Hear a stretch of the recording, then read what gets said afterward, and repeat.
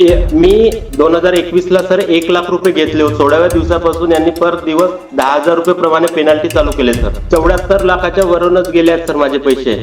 4.25 acre शेती पण गेली आहे सर आणि ट्रॅक्टर गेलाय, सोना गेला, रिश्तेदाराकडून मागलेले पैसे पण दिले आहेत, कर्ज पण दिले आहेत सर. आणि सगळ्यात शेवटी ह्या माणसाची किडनी सुद्धा काढून घेतली ह्या नराधमांनी. तर मी किडनी विकण्यासाठी त्यांनी सांगितलं मला, पण मी 6 महिने टाळाटाळ केली. पण सर ते 4 जण घरी नेहमी याचे म्हणत असे म्हणायचे सर का तुला पैसे देणं होत नाही तर तुझी पत्नी, तुझी आई आणि तुझी भावसून आण, आम्ही तिला गिराईक लावतो आणि ते पैसे वसूल करतो. परंतु एसपीचे हात बांधले गेले, कारण याच्यातला एक शावकार हा भाजपचा शहर अध्यक्ष आहे आणि एक बावनकुळे आहे. तामिळनाडूचा जो डॉक्टर आहे राजरत्न गोविंद स्वामी, त्याच्या मार्फतच हे सगळं लिंक तयार होतं.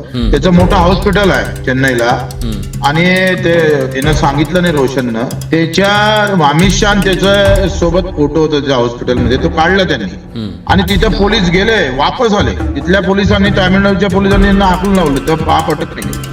बिगर लायसनचे कितीतरी लोक आहेत. तासावर आज सभागृहात सांगितलं आमदारांनी, तासावरती हे लोक पैसे घेत आहेत, तासावरती व्याज घेत आहेत. आता रोशननं सांगितलं 10,000 रुपये पर दिवसाला घेत आहेत हे लोक. त्यांच्यावर मोका लावा असं म्हणतात. सरकारमधले लोक काय करतायत, सरकारमधले लोक काय करतात, एवढा विधानसभेत प्रश्न झाला. मी सांगतो, या प्रश्न इतका सध्या महत्वाचा प्रश्नच महाराष्ट्रात सध्या कोणता नाहीये. या प्रश्नावर उद्याच्या उद्या अंमलबजावणी झाली पाहिजे, जरी संवेदनशील असतील तर. मद्रासला घेऊन जाणे, मग कलकत्त्याला घेऊन जाणे, मग कंबोडियामध्ये घेऊन जाणे आणि ते किडण्या काढणे, हे सगळं प्रकरण फार गंभीर आहे. माझी शेती जे आता माझा फक्त उद्धार जगण्याचा जो हे साधन होता ते शेती आणि दुग्ध व्यवसायात होता सर. पण आता माझ्याकडे काहीच नाही, ना शेती आहे ना दुग्ध व्यवसाय, काहीच नाही सर. आणि समोरची जगण्याची उमेद पण माझी आता संपली आहे सर. कारण मला कारण इथे मोठा राजकीय वर्धत असल्यामुळे मला नाही वाटत मला पूर्णपणे न्याय भेटेल म्हणून. रोशन बोला. नमस्कार सर.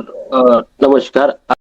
माझं नाव रोशन शिवदास आणि आज ते कारवाई चालू आहे ना, ते फक्त शेती भेटत नाही आहे सर. 45R जी शेती आहे तिची फक्त तारीखवर तारीख चालू आहे आणि 99R जे शेती गेली होती तिचं काहीच नाही आहे सर. ज्यांनी तुमची किडनी काढली ते सध्या कुठे आहेत? ते सध्या सर जेलमध्ये, सावकार जेलमध्ये आहेत, पण त्यांना जमानत भेटणी चालू झाली आहे सर. हा, त्यांना जमानत भेटणी चालू आहे. आणि जे शेतीचे पैसे जे गेले होते साई बिल्डर्स आणि एक गुरुकृपा ट्रेडर्स, ते त्यांच्यावर एक मोठा राजकीय वर्दस्त असल्यामुळे त्यांना पण आतापर्यंत अटक झाली नाही आहे आणि सावकारीचे दलाल आहेत साहेब. मला एक सांगा, तुम्ही किती पैसे घेतले होते आणि तुम्ही किती दिले? महाराष्ट्राला कळलं पाहिजे म्हणून मी रिपिटेशन मुद्दाम करतोय. मी 2021 ला सर 1 लाख रुपये घेतले होते. देताना त्यांनी मला चांगलं म्हणजे काही असं भासवलं नाही का तुला फसवणार बा म्हणून. त्याच्यानंतर यांनी 15 दिवसांनी माझ्यावर व्याज आकारलं सर. आणि 15व्या दिवशी आणि 16व्या दिवशी जर यांना 15व्या दिवशी व्याज जर नाही दिलं त्या दिवशी, तर 16व्या दिवसापासून यांनी पर दिवस 10,000 रुपये प्रमाणे पेनल्टी चालू केले सर. पर दिवस 10,000 रुपये? हो सर, 10,000 रुपये केली आहे. आणि त्याच्यानंतर याचे हे पूर्ण 6 जणांची हा खूप मोठा राकेट आहे सर ब्रह्मपुरीमध्ये. आज पण मोठे मोठे शाहूकार आहेत सर ब्रह्मपुरीत आणि यांना त्यातल्या पोलिसांचा वर्दस्त आहे सर. किती पैसे दिले तुम्ही आतापर्यंत दादा? सर 74 लाखाच्या वरूनच गेले आहेत सर माझे पैसे. जमीन पण गेली ह्यांनी? 4.25 एकर शेती पण गेली आहे सर आणि ट्रॅक्टर गेलाय, सोना गेला, रिश्तेदाराकडून मागलेले पैसे पण दिले आहेत, कर्ज पण दिले आहेत सर. आणि सगळ्यात शेवटी ह्या माणसाची किडनी सुद्धा काढून घेतली ह्या नराधमांनी. किती क्रूर लोक आहेत. हा तर मी किडनी विकण्यासाठी त्यांनी सांगितलं मला, पण मी 6 महिने टाळाटाळ केली. पण सर ते 4 जण घरी नेहमी याचे म्हणत असे म्हणायचे सर का तुला पैसे देणं होत नाही तर तुझी पत्नी, तुझी आई आणि तुझी भावसून आण, आम्ही तिला गिराईक लावतो आणि ते पैसे वसूल करतो. हे तरी शब्द म्हटले आहेत सर त्यांनी.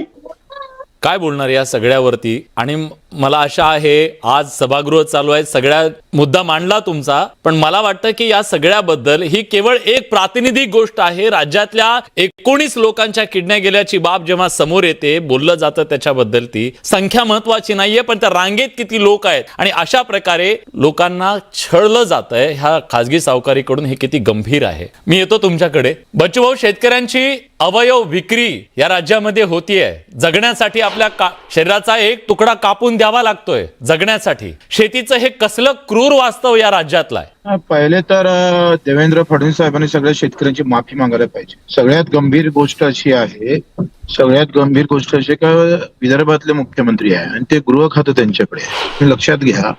प्रकरण जर त्यांचं गाव मूळ गाव तिथून 7 किलोमीटरवर आहे. मुख्यमंत्र्याचं मूळ गाव तिथून 7 किलोमीटरवर आहे. आणि ह्या घटना जेव्हा होत असताना यांनी मानवी अवयव विक्रीचा गुन्हा दाखल केला. आम्ही मोर्चा काढला. 10 किलोमीटर पायी चलून तहसीलवर मोर्चा काढला आणि तेव्हा त्यांनी 2 गुन्हे दाखल केले. ते पण गुन्हे दाखल केले नव्हते आणि त्यावेळेस सावकारी कायदा जो आहे त्या कायद्याची अंमलबजावणी सुरू केली नव्हती. मग मी AR ला बोलावलं तहसीलदारला तिथं आणि त्या AR कडून अहवाल तयार करायला लावला. तो अहवाल DDR कडे गेला का हे शावकारीग्रस्त प्रकरण आहे असं प्रमाणपत्र गेलं. आता DDR न लगेच शावकारी कायद्यानुसार त्याची जमीन परत करण्याचा अधिकार आहे. हा RR पाटलांनी केलेला कायदा होता आणि त्याला ती खरेदी रद्द करून ती लगेच त्याला वापस देता येतं. अहवाल तर पाठवला, प्रमाणपत्र दिलं. हे मोर्चा काढला नसतं तर ते झालं नसतं. हे एवढे गंभीर होतं. SP पहिले खूप गंभीर होता परंतु SP चे हात बांधले गेले कारण याच्यातला एक शावकार हा भाजपचा शहर अध्यक्ष आहे आणि एक बावनकुळे आहे. बावनकुळे सध्या मंत्रिमंडळात महसूल मंत्री आहे. दुसरं तामिळनाडूचा जो डॉक्टर आहे राजरत्न गोविंद स्वामी त्याच्या मार्फतच हे सगळं लिंक तयार होतं. त्याचं मोठं हॉस्पिटल आहे चेन्नईला आणि ते यानं सांगितलं नाही रोशननं. त्याच्या अमित शहा त्याच्या सोबत फोटो होता त्या हॉस्पिटलमध्ये, तो काढला त्यांनी आणि तिथं पोलीस गेले वापस आले. तिथल्या पोलिसांनी तामिळनाडूच्या पोलिसांनी हाकलून लावलं तर पाप अटक नाही कर सकते. म्हणजे किती मोठं गंभीर गोष्ट आहे का शेतकऱ्याला पहिले कर्ज फेडत नाही म्हणून आत्महत्या करावं लागत होती. आता शावकारकी महाराष्ट्राने देशभर अशी पसरलेली आहे ही खाजगी शावकारकी. याच्यावर एक राज्य स्तरावरची समिती होणं फार कठीण आहे. तसं तर हा देश पातळीचा मुद्दा आहे पण राज्यावर पण हा मुद्दा मी एक मुद्द्यावरती येतो बचव एक मुद्द्यावरती येतो. म्हणजे आपल्याला ह्याच खाजगी सावकारीच्या बद्दल अनेक अँगल आज चर्चेला घेऊया. पण रविकांतजी, या राज्यामध्ये मला आजही ते वाक्य आठवतं. सभागृहातच कदाचित RR पाटील, दिवंगत RR पाटील असं म्हणाले होते, जो शेतकऱ्याला नडेल त्या सावकाराला कोपरापासून ढोपरापर्यंत आम्ही सोलून काढू. आज खऱ्या अर्थानं सोलून काढायची वेळ आली आहे का? दम देण्याची नाही. महाराष्ट्राची मान शर्मेनं खाली जावी अशा पद्धतीचा हा घटनाक्रम आहे. जेव्हा रोशन आता बोलत होता तो माझ्याही संपर्कात सातत्यानं रोशन आहे. मी त्याच्याशी अनेक वेळा या विषयासंदर्भात बोललेलो आहे. जेव्हा तो सांगत होता तर अक्षरशः तुम्हाला सांगतो डोळ्यातून पाणी येत होतं. मनामध्ये कालवा होत होती. आज छत्रपतींच्या नावानं हे सरकार चालवतात. खऱ्या अर्थाने यांना सत्तेवर राहण्याची नैतिक अधिकार आहे का हो?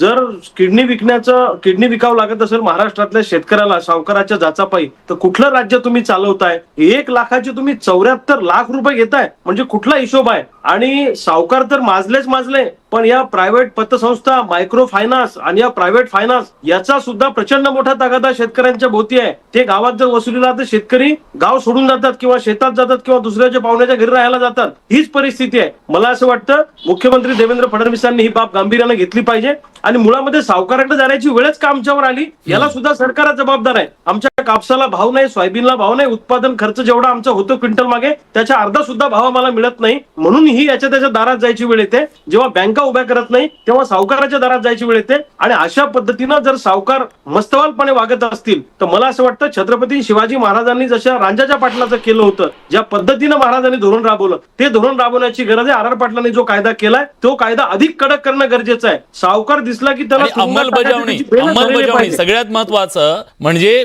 ज्यांना लायसन आहे ते तर आहेत पण बिगर लायसनचे कितीतरी लोक आहेत. तासावर आज सभागृहात सांगितलं आमदारांनी तासावरती हे लोक पैसे घेतात, तासावरती व्याज घेत आहेत. आता रोशननं सांगितलं 10,000 रुपये पर दिवसाला घेत आहेत हे लोक. त्यांच्यावर मोक्का लावा असं म्हणतात. सरकारमधले लोक काय करतात? एवढा विधानसभेत प्रश्न झाला. मी सांगतो या प्रश्न इतका सध्या महत्वाचा प्रश्नच महाराष्ट्रात सध्या कोणता नाहीये. या प्रश्नावर उद्याच्या उद्या अंमलबजावणी झाली पाहिजे जर हे संवेदनशील असतील तर. ठीक आहे किशोर भाऊ, तुम्ही सगळं खाली ग्राउंडवर बघत आहात. आज या आत्महत्या असतील, शेतकऱ्याची कर्जबाजारी पण असेल, या सगळ्याला जेवढ्या राष्ट्रीयकृत बँकांचं कर्ज आहे त्याच्यापेक्षा कैक पटीनं म्हणजे व्याज दर किती असावा याचं काही गणित नाहीये. किती वसूल करावी, कशी वसुली करावी याचं गणित नाहीये. थेट गुन्हेगार आज खाजगी सावकार बनलेले आहेत का? एक. दुसरं, हे गुन्हेगारी करतायत का सावकारीच्या माध्यमातून? दुसरं. आणि आज आत्महत्यासारख्या आणि ह्या अवयव विक्री सारख्या गोष्टींना हे खाजगी सावकार जबाबदार आहेत का? आणि मग यांच्यावर मोक्का लावावा का?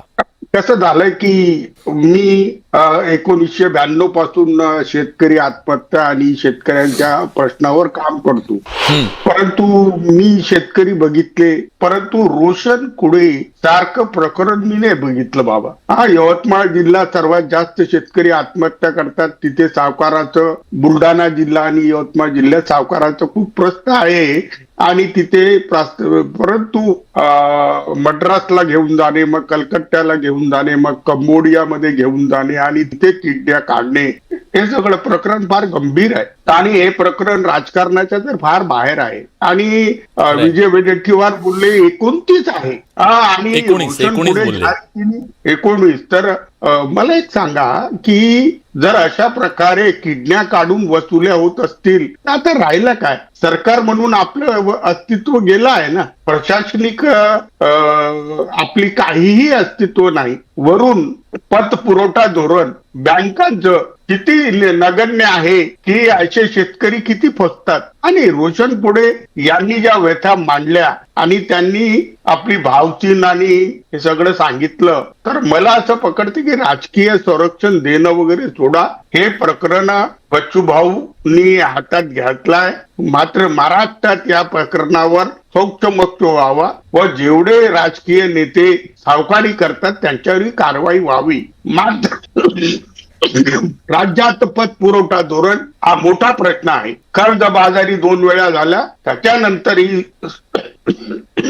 सावकाराचं तुम्ही पाणी घ्या, मी येतो तुमच्या. तर पतपुरवठा धोरण आखणं खूप गरजेचं आहे असं तुम्ही म्हणताय. मला या चर्चेमध्ये प्रतिभाताईंना आणायचं आहे. प्रतिभाताई, सहकार खातं आज तुमच्याकडे आहे आणि कृषी खातं तुमच्याकडे आहे म्हणून मुद्दाम तुम्हाला बोलवलंय. ताई, तुमचाच तो पक्ष आहे ज्या RR पाटलांनी या राज्यातल्या तमाम शेतकऱ्यांना नडणाऱ्या त्या सावकारांच्या बद्दल बोलण्याची, त्यांना दम देण्याची धमक दाखवली, कायदा आणला. पण आज त्याची अंमलबजावणी कठोर करणं गरजेचं आहे. तुम्ही बघताय आज शेतकरी काय म्हणत होता. मला माहिती आहे तुम्ही संवेदनशील आहात आणि तुम्हीच नाही, सत्ताधारी सगळे असतील त्या सगळ्यांचं एकमत आहे याच्याबद्दल की या सावकारांना फोडलं पाहिजे. पण कधी तुम्ही न्याय देणार आहात का या कुडेला, जो आता तुम्हाला सगळं आपली हकीकत सांगत होता?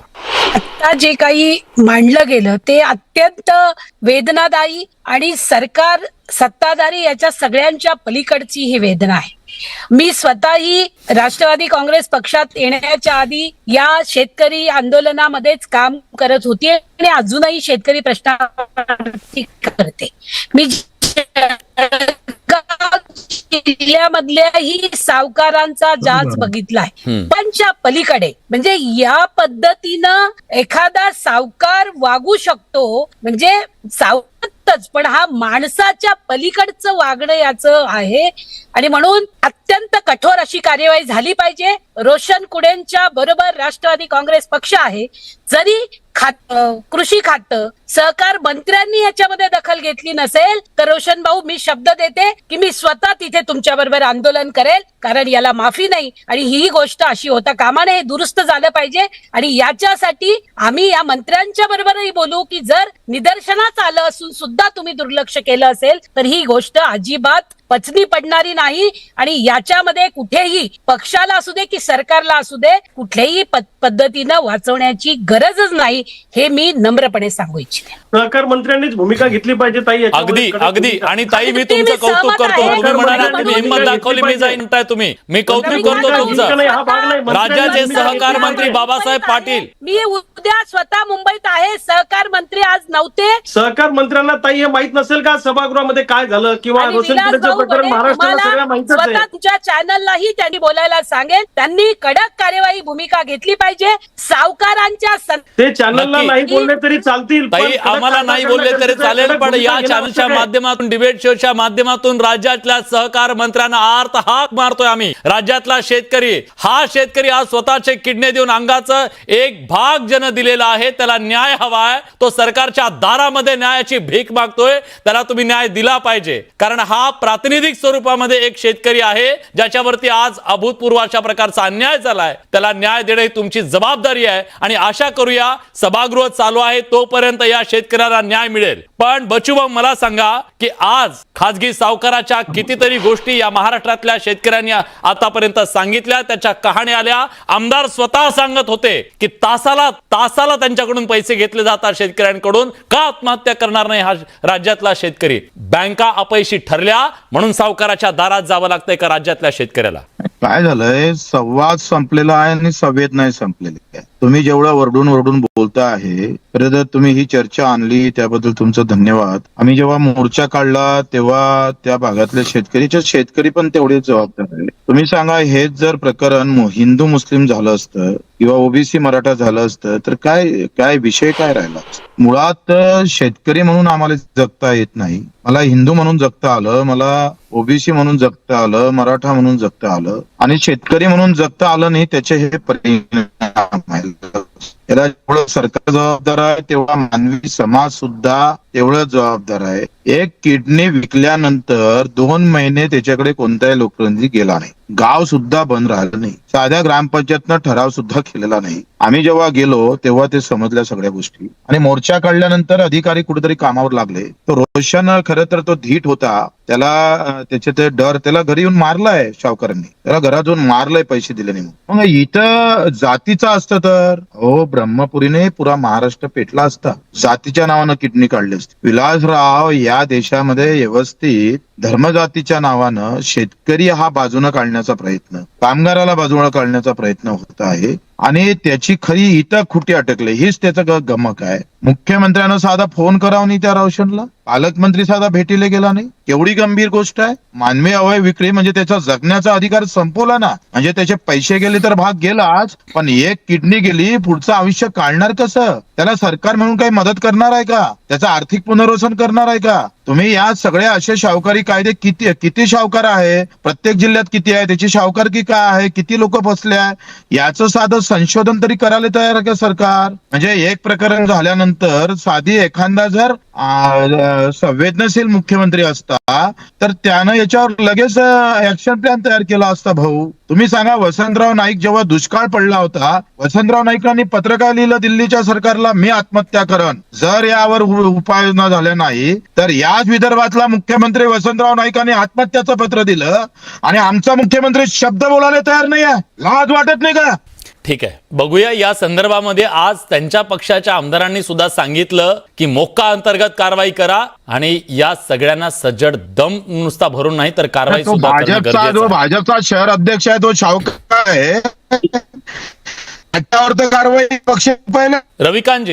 रविकांतजी, मुद्दा हा आहे की आज राज्यामध्ये मराठवाडा असेल, विदर्भ असेल, ह्या सगळ्या भागामध्ये ज्या आत्महत्या आहेत, हे एका बाजूला अवयव विक्रीचं प्रकरण, पण आत्महत्या ज्या आहेत त्या आत्महत्यांना सुद्धा ही जी खाजगी सावकारी बोकाळलेली आहे ती त्याला सर्वाधिक जबाबदार आहे का? अगदी याच्या मुळाशी जाणं खूप गरजेचं आहे. मी मगाही सांगितलं की शेतीमालाला भाव नसल्यामुळं आम्हाला कर्ज काढावं लागतं आणि ज्याचा किशोर भाऊनी उल्लेख केला पतपुरवठा धोरणाचा, ते खूप महत्वाचं आहे. 10 लाखाची आमची जमीन हे बँकांवाले घेतात आणि आम्हाला 20,000 रुपये प्रति एकर कर्ज देतात. मला सांगा, हा कुठला न्याय आहे? 10 लाखाची जमीन घेतली तर किमान 8 लाखाचं तर कर्ज आम्हाला दिलं पाहिजे, पण दुर्दैवानं ते मिळत नाही. पतपुरवठा धोरणामध्ये बदल केला पाहिजे. रोज 10 शेतकरी आत्महत्या करत असताना रोज मरे त्याला कोण रडे, अशा पद्धतीचं सरकारचं धोरण आहे आणि मुळामध्ये शेतकरी यांच्या अजेंड्यावरच नाहीये.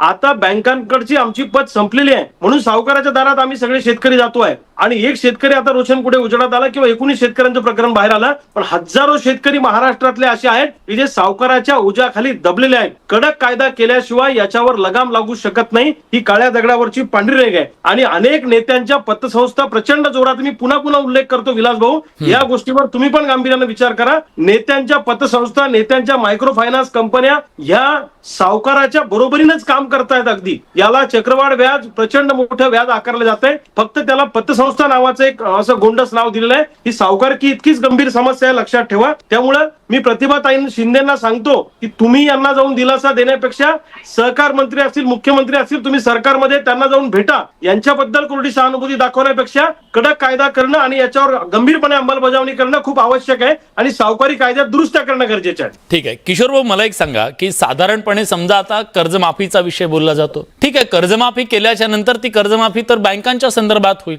पण त्यानंतर सुद्धा खरा पिचलेला जो शेतकरी आहे तो तर खाजगी सावकारीच्या माध्यमातून आहे. मग मग त्याच्यासाठी त्याला कसा दिलासा दिला जाऊ शकतो, त्यासाठी काय धोरण आखता येऊ शकेल, किमान यांचा व्याजदर काय असावा, याच्या संदर्भातली अंमलबजावणी, कायदा आहे पण ती अंमलबजावणी करण्यासाठी काय करायला हवं. नाही, फारच महत्वाचा प्रश्न विचारला. प्रवीण सिंग परदेशी यांची समिती आहे, त्या समितीने राष्ट्रीयकृत बँका व सहकारी बँका याच्या व्यतिरिक्त जे 70% कर्ज वाटप झालं आहे पतसंस्थांचं, मायक्रो फायनान्स कंपन्यांचं आणि खाजगी सावकारांचं, यांना कर्जमाफीमध्ये कसं समाविष्ट करायचं. आणि बच्चू कडू हा मोठा प्रश्न आहे की या लोकांना तुम्ही कर्जमाफीमध्ये समाविष्ट केलं नाही तर सरकारने 2 कर्जमाफ्या दिल्या, त्या पाण्यात गेल्या, तिसरी कर्जमाफी तशीच जाईल. आणि प्रतिभा शिंदे, तुम्ही राजकीय पक्षात आल्या पहिल्यांदाच बघितलं मी, मात्र तुम्हाला सांगतो कशी राजकीय पक्षात आल्यानंतर धार निघून जाते. मी सांगतो तुम्हाला, सहकार मंत्र्यांनी या सगळ्या गोष्टीची नैतिक जबाबदारी घेत आपल्या पदाचा राजीनामा द्यायला पाहिजे, तेव्हा रोशन कुडेला थोडासा न्याय मिळेल आणि या ज्या मद्रासमध्ये परत आलेले पोलीस किंवा ते भाजपचे नेते जे सावकारी करतात त्यांच्या अटक होतील. नंतर ते राजीनामा परत घेतला तरी चालेल, परंतु त्यांना सांगा, कारण महाराष्ट्रात कृषी मंत्री कोण आहे, सहकार मंत्री कोण आहे हे कोणालाच माहित नाही. आणि एवढं निकामी सरकार आहे.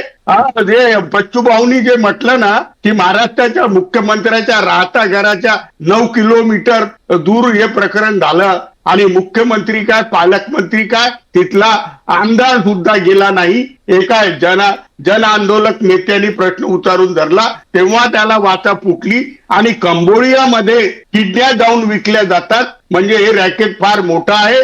हा आकडा 19च्या वर जाणार आहे. त्याच्यामध्ये बेरोजगारी येतील आणि त्याच्यामध्ये शेतमजुरी येतील. हा प्रकरण फार मोठा आहे, जिल्हा अतिशय गंभीर प्रकरण आहे. पण त्या अनुषंगाने मला अजून एक प्रश्न विचारायचा आहे. प्रतिभाताईंना विचारतो, वेळ कमी आहे माझ्याकडे. प्रतिभाताई, हे बघा, प्रतिभाताईंचा संपर्क तुटलेला आहे. रोशनजी, माझा आवाज तुमच्यापर्यंत पोहोचतोय? हो सर, येत आहे सर. मला सांगा, आता अनेक नेते, राजकीय नेते, आमदार, मंत्री जे कोणी बघत असतील, सरकार बघत असेल, विरोधी पक्ष बघत असेल, महाराष्ट्र तर बघतोयच, सांगा तुमची काय मागणी आहे, काय हवाय तुम्हाला, न्याय कसा हवाय, काय हवाय? माझी सर गेलेली प्रॉपर्टी गेली ते मला वापस मिळण्यात यावी. आणि जे आजही जे काही मोकाट आहेत, जे सावकाराचे दलाल जे आहेत ना, जे व्याजाचे पैसे ते त्यांच्या थ्रू घेतात, ते पण आज मोकाट आहेत, त्यांच्यावर पण कारवाई व्हावी. आणि माझी शेती, जे आता माझा फक्त उद्धार जगण्याचा जो हे साधन होता ते शेती आणि दुग्ध व्यवसायात होता सर. पण आता माझ्याकडे काहीच नाही, ना शेती आहे ना दुग्ध व्यवसाय, काहीच नाही सर.